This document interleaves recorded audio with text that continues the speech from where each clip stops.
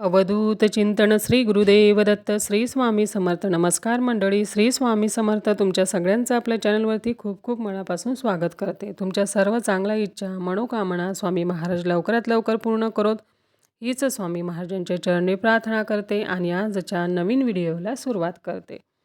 मैत्रिणींनो, 13 ऑगस्टपासून श्रावण महिन्याला सुरुवात होणार आहे.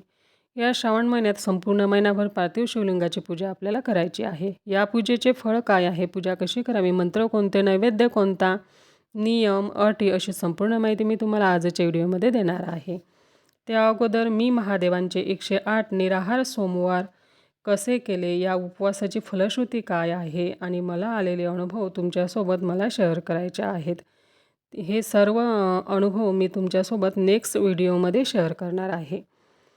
पार्थिव शिवलिंगाचे पूजेचे महत्त्व शिवमहापुराणात वर्णन केलेले आहे. गीता प्रेस गोरखपूरची शिवमहापुराणात ग्रंथात महादेवाच्या पार्थिव शिवलिंगाचे महत्त्व सांगितलेले आहे. तर बघा, आजच्या व्हिडिओमध्ये आपण पार्थिव शिवलिंगाचे महत्त्व जाणून घेणार आहोत. तर बघा, एका पार्थिव शिवलिंगाच्या पूजेचे फळ आहे कोटी कोटी यज्ञ केल्याचं फळप्राप्ती होते. कलियुगात लोकांसाठी पार्थिव शिवलिंगाच्या पूजनासारखं दुसरं कुठलंही पुण्य नाही. शीघ्र फलदायी मनोवांछित फल देणारी ही सेवा आहे. कितीही कठीणातील कठीण इच्छा असू द्या, मनोकामना असू द्या, 100% पूर्ण होणार आहे. जेव्हाही आपण पार्थिव शिवलिंग घरी देवघरात बनवाल तेव्हा शेतातून स्वच्छ माती घरी आणा. त्या मातीवर गंगाजल किंवा गोमूत्र शिंपडा किंवा चंदन बेलपत्र ठेवा, म्हणजे ती माती पवित्र होईल. तुम्ही कच्चं दूध देखील त्यावरती शिंपडू शकता आणि तुमच्या अंगणात बेलाचे झाडं असेल तर तिथेही तुम्ही शिवलिंगाचे पूजन करू शकतात. श्रावण महिना सुरू व्हायच्या अगोदर भरपूर माती बेलाच्या झाडाच्या बुडाशी घाला, म्हणजे तुम्ही पार्थिव शिवलिंग योग्यरीत्या करू शकतात. आता बघा, सर्वप्रथम मी स्वतः पार्थिव शिवलिंगाचे संपूर्ण श्रावण महिना पूजन कसे करते ते सांगते. श्रावण महिन्याच्या सुरुवातीचा पहिल्या दिवशी लवकर उठा. मी संपूर्ण महिनाभर श्री शिवलीलामृत ग्रंथाचे दररोज 2-2 अध्याय असे पठण करते. एका आठवड्यात एक पारायण पूर्ण होतं 7 दिवसात. एका महिन्यात म्हणजे 3 पारायण होतात. एका आठवडा प्रॉब्लेममध्ये जातो. मी पारायण करते त्यामुळे अखंड दिवा संपूर्ण महिनाभर प्रज्वलित करते. तुमची पारायण करायची इच्छा असेल तर तुम्ही अखंड दिवा प्रज्वलित करू शकता. पहाटे 4ला उठून मी संपूर्ण महिना पूजा करते. आताच नाही, मुलं शाळेत जायची तेव्हासुद्धा. 6ला माझी पूजा व्हायची. 6:30ला मुलगा घरून शाळेत जायला निघायचा. त्याची अंघोळ, टिफिन, दूध, बिस्किट देऊन मग तो शाळेत जायचा. बघा मैत्रिणींनो, प्रत्येक स्त्री ही आई, पत्नी, सून या तिहेरी भूमिका निभावते, हे आपल्याला माहितीच आहे. पार्थिव शिवलिंग भोग म्हणजे जे आपण सुख भोगतो आयुष्यामध्ये, ते भोग व मोक्षप्राप्ती देते. प्रत्येक मनोकामना पूर्ती होते. कितीही कठीण इच्छा असेल तुमची, कितीही तुम्ही संकटात असाल, दुःखात असाल, अडचणीत असाल, भोलेनाथ तुम्हाला नक्की त्या दुःखातून बाहेर काढतात. जेव्हा आपण आपल्या हाताने मातीचे पार्थिव शिवलिंग बनवतो तेव्हा आपल्या हातावरच्या दुःखाच्या हस्तरेषा सुखात बदलतात, असे शिवमहापुराणात सांगितले आहे. आपले भाग्य उजळते, आपला भाग्योदय होते या पार्थिव शिवलिंगामुळे. म्हणून आपल्याला पार्थिव शिवलिंगाची पूजा करायची आहे.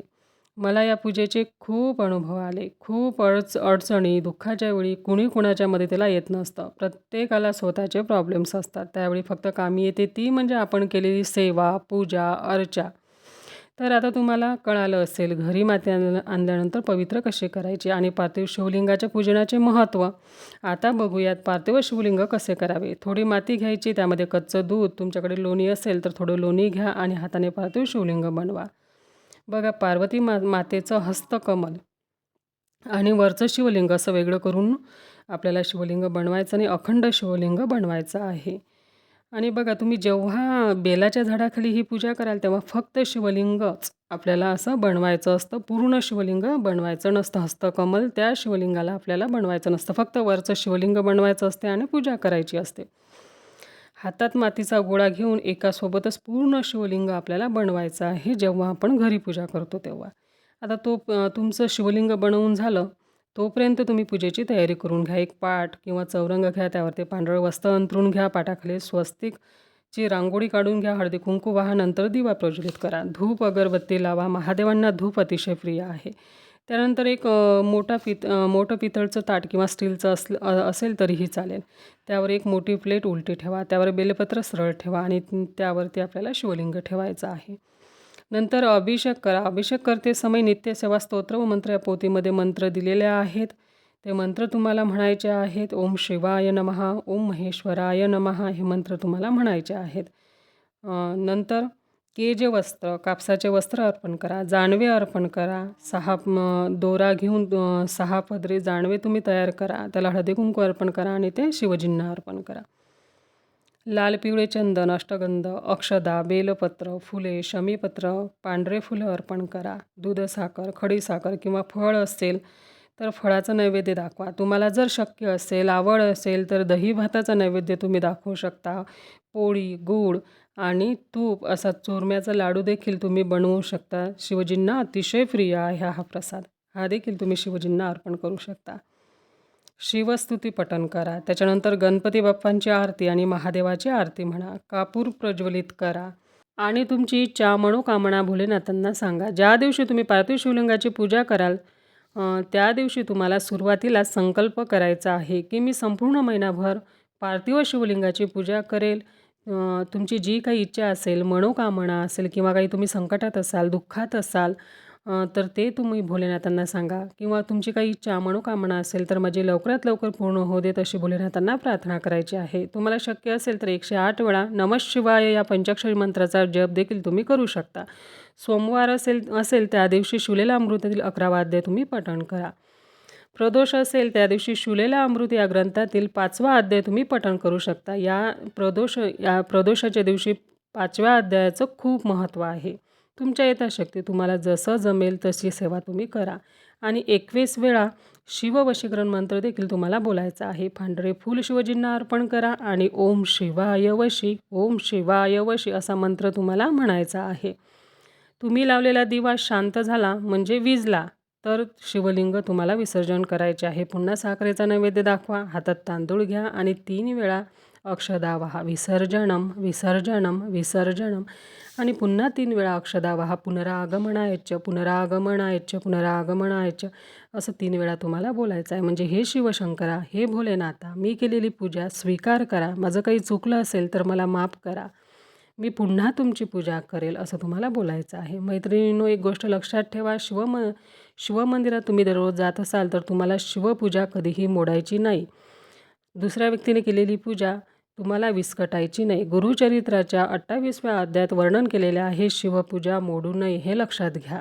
आता नियम काय? तुम्ही संपूर्ण महिनाभर पूजा करणार आहात तर नियम काय? तर नियम मांसाहार कडकडीत बंद ठेवावा लागेल. घरात मांसाहार होता कामा नये.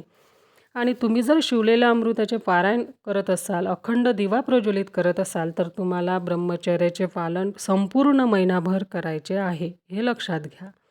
तर मैत्रिणींनो, आशा करते की माझी माहिती तुम्हाला कळाली असेल आणि तुम्ही पार्थिव शिवलिंगाची पूजा कराल. तर आजचा व्हिडिओ येथेच एंड करते. झालेली सेवा स्वामी महाराजांच्या चरणी रुजू करते. व्हिडिओतील माहिती तुम्हाला आवडली, महत्त्वपूर्ण वाटली तर व्हिडिओला लाईक करून शेअर करा. जास्तीत जास्त शेअर करा. तुमच्या मित्र, मैत्रिणी, नातेवाईक यांना शेअर करा की कोणीतरी पार्थिव शिवलिंगाची पूजा करेल, त्याची इच्छा, मनोकामना पूर्ण होईल. किंवा काही अडलेलं असेल, नडलेलं असेल किंवा कोणी संकटात असेल तर शिवजी, भोलेनाथ त्यांना संकटातून 100% बाहेर काढतातच. आणि आपल्या चॅनलवरती नवीन असाल, अजूनही आपल्या चॅनलला सबस्क्राईब केले नसेल तर प्लीज सबस्क्राईब करा. झालेली सेवा स्वामी महाराजांच्या चरणी रुजू करते. तर भेटू पुन्हा. तोपर्यंत सर्वांना श्री स्वामी समर्थ.